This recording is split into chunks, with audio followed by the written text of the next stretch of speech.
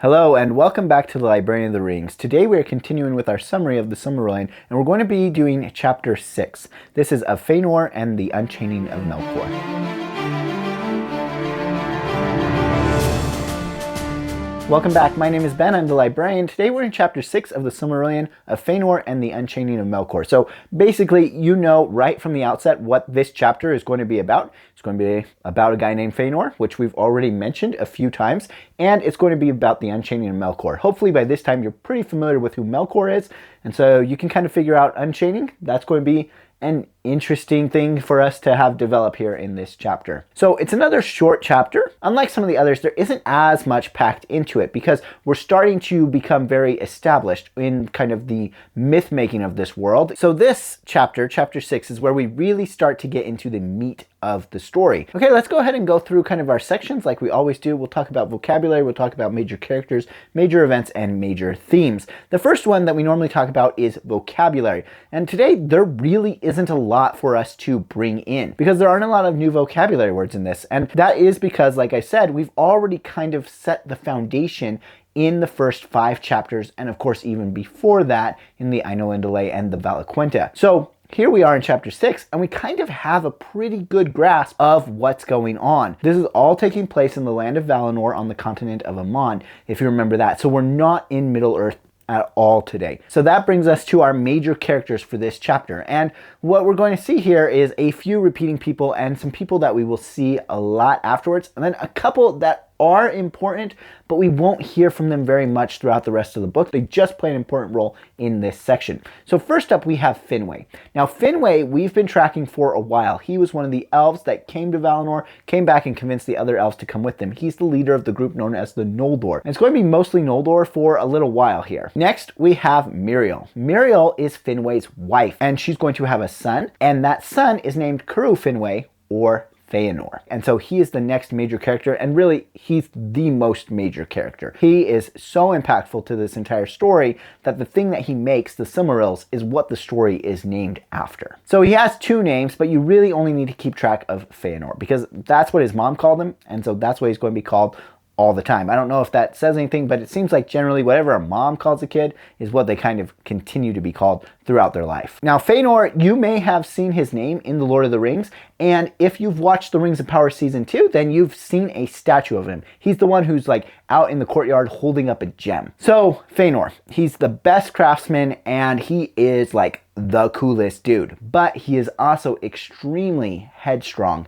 And we're going to see that throughout the story. He is really prideful. And then we have Fëanor's wife, Nyrndanelle. And Nyrndanelle is not going to play a major role throughout most of the story, except that she's going to have a major impact in that she is the mother of the 7 sons of Fëanor. So we're not going to go ahead and list them all right now. They're not important to this chapter, but know that she is their mother and they are going to have a major impact. She is the daughter of an elf named Matan, and Matan really won't come into the story very much. His main importance is he is a smith who is heavily associated with Aule. Remember Aule the Valar. And so he is a really good smith and he's going to teach things to Fëanor. Fëanor is going to learn that craftsmanship and then expand upon it greatly. So really Matan's major role is just being a mentor to Fëanor, which he's going to regret later. Okay, we're almost done with the characters in this chapter, but we still need to talk about Indis. And Indis is the second wife of Finwë. Now this is kind of a rare occurrence for an elf to have more than one spouse. And so it's really important to the entire story that this happens. And that makes Indis important to the entire story. She's going to be the mother of Finwë's other sons. That's going to be Fingolfin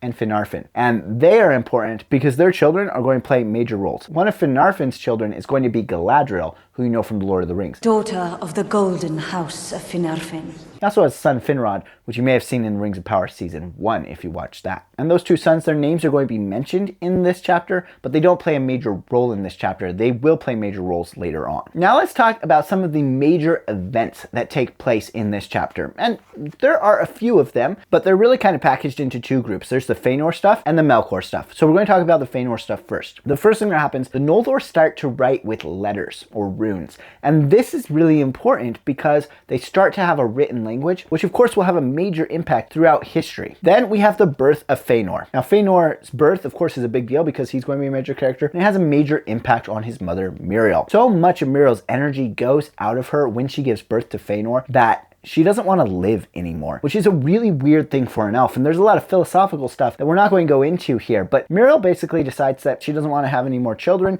and she doesn't really want to be here anymore. And so she actually goes to Lorien. Now that's not Lothlorien from the Lord of the Rings. It's Lorien, the land of the Valar, who is so associated with it that his name is always referred to as Lorien. And that's the brother of Mandos. So she goes there to the forest and she lays down and basically just stays there and lets her spirit depart from her body. Now her body won't die because it's an elf body and it hasn't been killed, but her spirit has fled it and actually gone to the halls of Mandos. And that's where the dead hang out. So Muriel has in effect died, but not really died. And it's a very strange situation, but it all has to do with how much energy she expended in giving birth to Fëanor. So then Fëanor is growing up and he begins to craft. He begins to make things. And one of the first things that he makes is a new rune system. So runes had already been devised, but he makes a new rune system. And this is the one that you're going to be familiar with in the Lord of the Rings. Those are Fëanorian runes. Hugely impactful. He also begins to craft things. He's very impressed with the gems of the earth, but he thinks he can do better, and he starts to create what we would call synthetic gems.